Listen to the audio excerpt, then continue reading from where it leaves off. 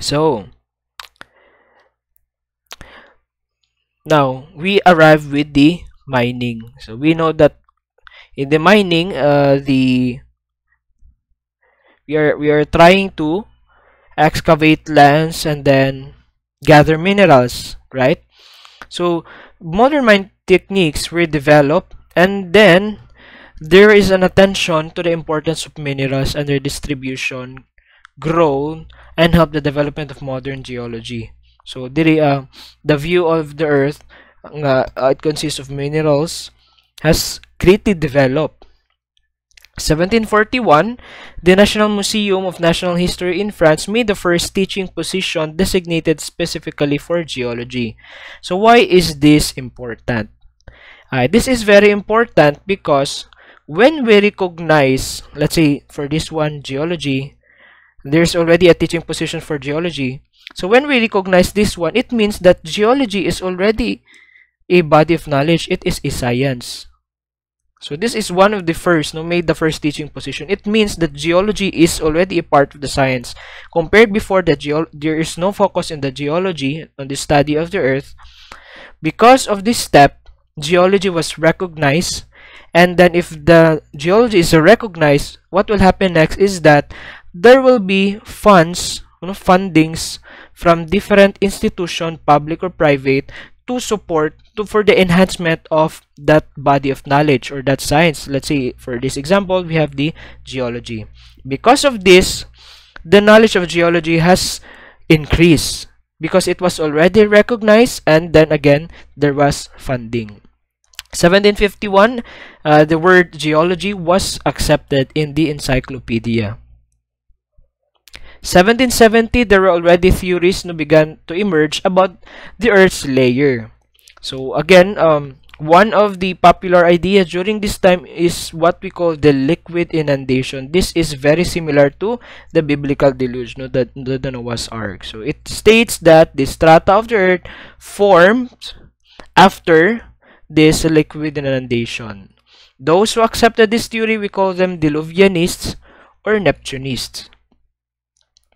1774, we have Abraham Gottlob Werner, and we have, before we know that the earth is composed of minerals. And how do we classify minerals? So Abraham Werner is one of the earliest to systematize how are we going to identify a specific mineral. So iha lang po is based on external characteristics. So grabe nun, nag-develop from geology, we have mineralogy. So ang iyang gipropose is a system for identifying the as per the physical characteristic of minerals. Unsa ni siya nga mineral if money yung physical characteristic and with the others. 1780, diba, in the 1770 we have the liquid inundation. In the 1780, around 10 years later, they have proposed that the earth, though the strata had been, instead of water, the strata had been formed through heat or fire. Those who viewed this theory, who believed in this theory, were called Platonism. This theory was called Platonism, and those who believed in the theory were called Platonists. Since they have proposed that the earth, the strata, had been formed through heat or fire, from molten masses, sa ato pa, they undergo, the formation undergo at a very slow rate. And because of that, they have concluded that probably the earth is much older than suggested by the Bible. Diba? Imagine we have the strata were formed through heat, from molten masses, and then that masses is solidifies at a slow rate. So nag-solidify man siya at a slow rate, sa to pa probably it took several times. And then it is during this time that they believed that the earth was older than suggested by the scripture. Kasi lahi man ang nakabutang, if you scholars of the scriptures, lahi ang age as per the scriptures and as per the scientific understanding. Early 19th century, again, because of the advancement of mining industry and the industrial revolution, they have arrived to this stratigraphic column. Now, these are the rock formations were arranged according to their order of formation in time. What does this mean? So, di ba, in mining, they are excavating, and then they have noticed that at certain depth, let's say, magkalot sila ani nga depth, pag mula pa sila na po sila makita nga lahi nga material. Let's say, this is the rock formation X, this is rock formation Y, and then at certain distance, pagkalot nila na sila lahi nga material. Now, that is what they notice. So, they form this concept, this stratigraphic column. Unsa may pasabot? Pasabotahan ni that as you go deeper, the older the strata gets. Of course, kay magsugod mo sa ubos, diba? And then, naibago nga formation sa ibabaw. So, it means that ang pinakaubos is the oldest. And ang pinakaibabaw is the youngest.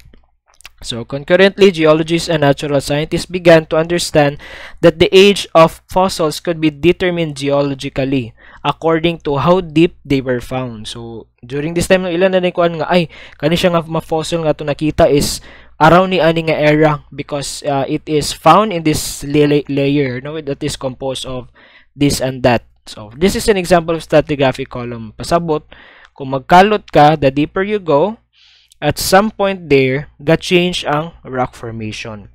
And then that part represents a different age or era. And since it represents different age or era, kung unsa to ang nakita nila nga fossil, no, it corresponds as well to the age of that specific or kung saan na siyang era. So that is the stratigraphic column. So as the deeper you go, the older the rock formation gets, and they use this information to determine the possible age on which era or aeon does that fossil belong to. 19th century, we have Charles Darwin. Charles Darwin was invited by Captain Fitzroy because Charles Darwin is a geologist. So the purpose of this invitation was that Captain Fitzroy asked for geological advice from Charles Darwin along the coastal line of South America, and because of this voyage, Charles Darwin have noticed the fossils, and then he theorized the cause of their extinction, leading to the controversial theory of evolution by natural selection. So mura rin siya kung ano, wag ni siya gituyo lugar ni Charles Darwin nga nakaabot tag kuan kaning evolution. May lang niya nga goal as a geologist is to study the formations there. 19th century, several countries have developed geological maps. So, sa nasa geological maps, that is, it shows the rock formation, the strata on specific area. In the Philippines, we also have our geological maps. No, makita nato sa Cagayan de Oro, unsa ato ang rock diri, ang soil composition, and then on which era or aeon was that form, as well in different cities, let's say sa Butuan, sa Lanao. So, ato na siya makita. We also have our geological maps. And because of the development and improvement of geology, we have moved further away from the dogmatic notions of Earth's age. So, sa una, from thousands years, 100 years, and to sa ningon sila, probably the age of the Earth is millions years. And then, by 20th century, we have the development of radiometric dating. One of the very common radiometric dating is katong carbon dating. So, radiometric dating is used to determine the age of minerals and rock. By this time, they have determined that the age of the Earth is probably around 2 billion years old, which led to the theory of continental movement by Alfred Wegener. So, he said that because taas na kay ang panahon din nga nilabay, ang continents right now is not the same as before.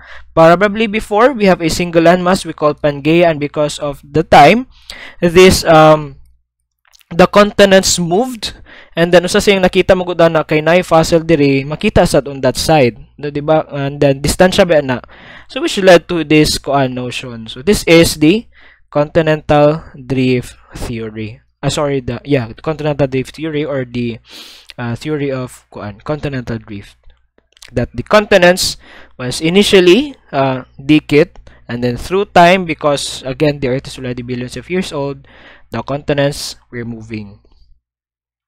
Now, giunsa na siya. What is the mechanism that led to the continental drift? It wasn't explained by Alfred Wegener, but will be discussed in the next video.